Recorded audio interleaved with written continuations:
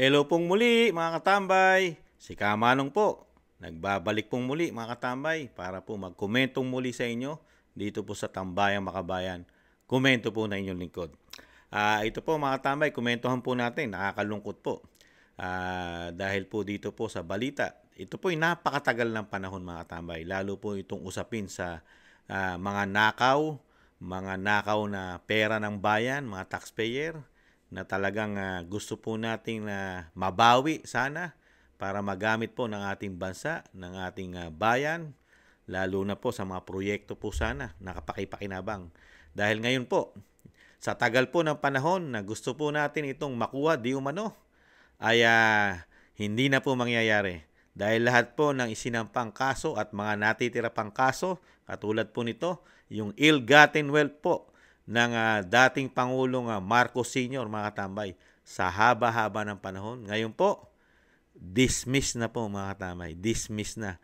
Napakarami pong ari-arian po ito na kasama po ron sa issue ng mga ill-gotten wealth na galing po ito sa pera ng bayan, mga katambay. Ito po, pakinggan po natin ang balita.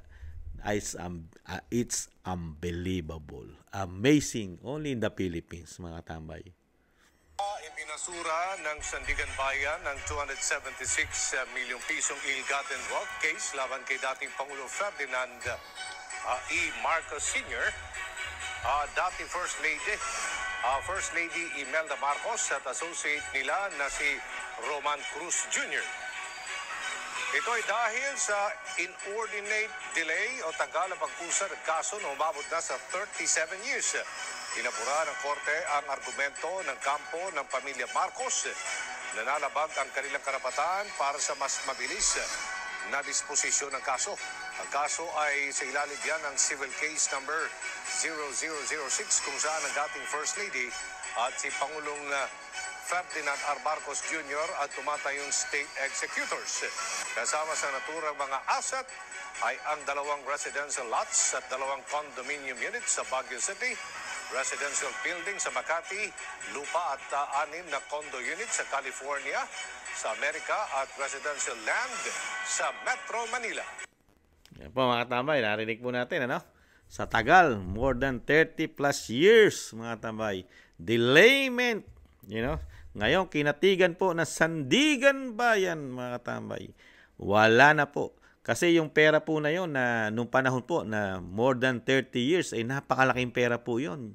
Yung value po noon mga tambay, yung sinasabi po ngayon sa balita na 276 million po ito. Nung panahon pa po ito, nung more than 30 years, napakalaking pera po ito nung mga panahon na yon. Kaya nga po yung value nung pag-aari, nakita po, meron po sa Baguio, meron po sa Metro Manila, meron po sa Makati, at meron din po sa California, USA, mga katambay. Biri mo karaming ari-arian. Gaano po kalaki ngayon ang value niyan? Hindi lang po 276 million ngayon yan, mga katambay. Sa panahon natin, billion na po ang halaga niyan. Billion, mga katambay. Ang value po ngayon yan. Ngayon po, nawala lang po parang bula, mga katambay. Dahil po, di umano. Dahil Pangulo na po ang Pangulong Marcos Jr. Kaya po lahat po, malilinis na po yata nila di umano. Lahat po, magiging mabuti na naman po sila yata. Lalo-lalo na yung mga kaso, lalo yung mga ill-gotten wealth, mga katambay. Na yan po napakatagal po yan, di ba? Na talagang napakarami pang nabawi dyan nung mga panahon po ni Corazon Aquino, ang presidente po, di ba? At napakarami pong ari-arian ng mga Marcoses, mga katambay. Ngayon po, sa panahon po ng bagong Pilipinas ni Pangulong Marcos Jr. ay unti-unti na po yata na nababalik at nakukuha po nilang muli, mga katambay. Napakayaman po nila. Sobrang yaman po nila, mga katambay. Nakapagtataka lang po, di po ba, mga katambay? Sa sobra pong yaman nila at nababawi na po nila ang sinasabi po nila na hindi raw po ito ill-gotten wealth. Di ba? Pero sa kabila nun, isang damukal pa rin pong korupsyon ang nagaganap po sa ating bansa. Lalong-lalo na po ngayon, pumuputok po di umano ang mga korupsyon, di ba? Pati ginto daw po ng ating bansa ay nawawala. Naibebenta po daw nila, di umano. Pero sa kabila nun, sobrang yaman na nila. Saan kaya nila dadalhin ang kanilang kayamanan? At parang wala po yata silang sawa o walang kasiyahan. Hindi yata ito marunong maging contentment o makontento sa kanilang buhay, mga katambay. Nakakalungkot lang din po, no? Ang batas sa ating bansa, ang justice system sa ating bansa, pagka mayaman ka, kilala ka, may power ka, ang mga kaso mo, tatagal ng more than 30 years. Mga katambay, more than 30 years, tumagal ang kaso po na ill-gotten wealth ng pamilya Marcos. Ngayon po, malinis na naman. At makukuha nila yung sinasabi pong ill-gotten wealth. Mapapasa kamay na nila. Ari-arian na naman nila, mga katambay. Ngayon, malinis na naman sila. Di ngayon. Pwede na naman po kaya. Nagtatanong na si Kamanong. Dahil wala na pong mga kaso, pwede na naman po kaya silang magnakaw di umano, na magnakaw sa ating bansa di umano. Dahil wala na po silang kaso eh. At pagdating po ng panahon na naubos po at nanakawin di umano ang pera ng taxpayer sa ating bansa, ngayon magkakaso na naman po na magkakaso ang sinasabing gobyerno sa kanila, di umano. Mag-iintay lang po ng 30 years. More than 30 years dahil puro delayment at delayment po ang gagawin. Pagdating po na susunod na henerasyon nila, panalo na naman sila. Ganun po ba? Nagtatanong lang po inyong katambay. Pero napakaraming pera ang nakuha sa taong bayan. Itatago mo lang, i-delayment mo lang ng mahabang panahon. Pero yung pera na nakuha mo di umano sa taong bayan, nanakaw. Di ba? I-delay mo lang sa sandigang bayan o sa korte. Lusot ka na. Malinis ka na naman. Mag-iintay ka lang uli. Ganun po ba? Mag-iintay ka lang muli na magkaroon ng presidente sa iyong lahi para malinis yung susunod na gagawin mong pagnanakaw, di umano. Ganun po ba, mga katambay? Ganun po ba ang sistema ng ating bansa na maluag at pwede kang magnakaw at malilinis mo ito, di umano? Pag ikaw ay naging presidente na ng bansa, nagtatanong lang po inyong lingkod. Pwede po pala yon sa mga politiko. Magnakaw. Pwede nyo naman kaming kasuhan. Kasuhan nyo kami. Sasagutin namin sa sandigang bayan yan. Pero, i-delay lang yan. Pagdating sa dulo, wala kaming kaso. Absuelto. Ganun po ba? Nakakalungkot lang po. Nakakatinang ulo, mga katamay. Di ba? Nakakalungkot. Di ibig sabihin po pala nito, talagang walang ninakaw. Ganun po pala, mga katambay. Talaga po palang hindi nagnakaw at walang ininakaw sa taong bayan ang pamilya Marcos, mga katambay. Wala po talaga. Kayamanan po nila lahat yan. Pinaghirapan po yata nila yan, mga katambay. Ni 5 po. Ni 5 duling. Gawin na natin duling. Wala pong ninakaw ang pamilya Marcos sa Pilipinas, sa taong bayan. Dahil malinis po sila. Ayon sa sandigan bayan, mga katambay. Malinis sila. Wala silang ninakaw. Absuelto sila, mga katambay.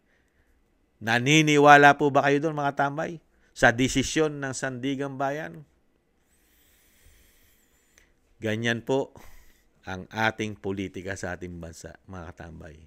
Tapos sasabihin mo sa amin, sasabihin sa atin ng mga politiko, wala nang magugutom.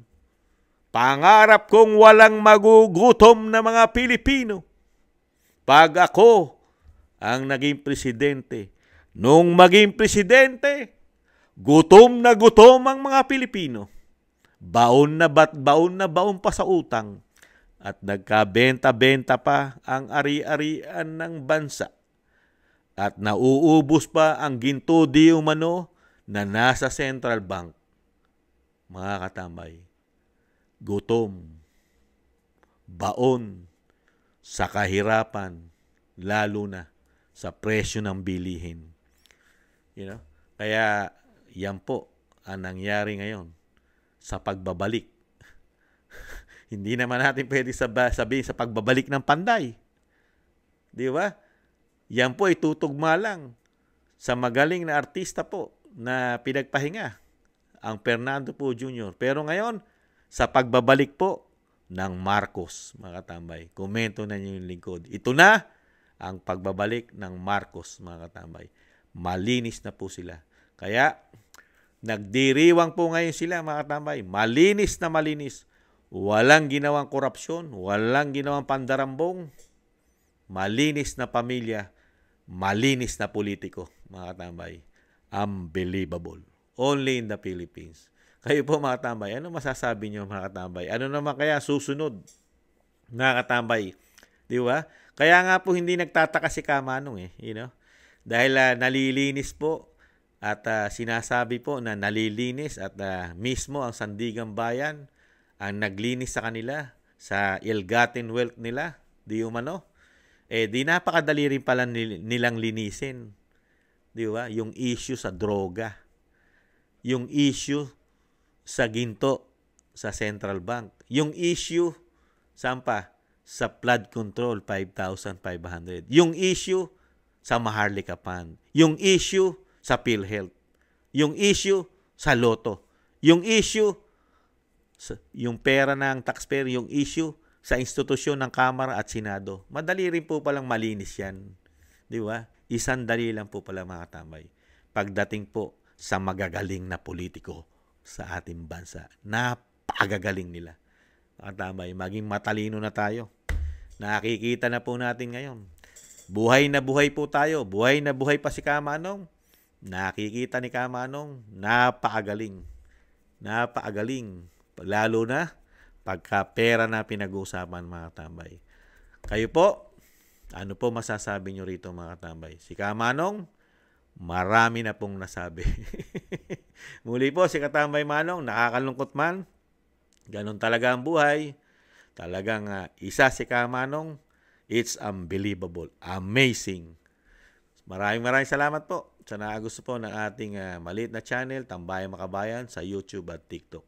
At muli po, maraming salamat din po, mga katambay, sa mga nagko-comment, like, share, and subscribe. At sa muli po, mga katambay, ganon talaga ang buhay. Weather lang. At sinasabi nga, maging presidente ka muna. At lahat lilinis sa'yo. Lalo kung ikaw ay sanay na sanay, mambudol, mga katambay. Muli po, paalam. Bye-bye.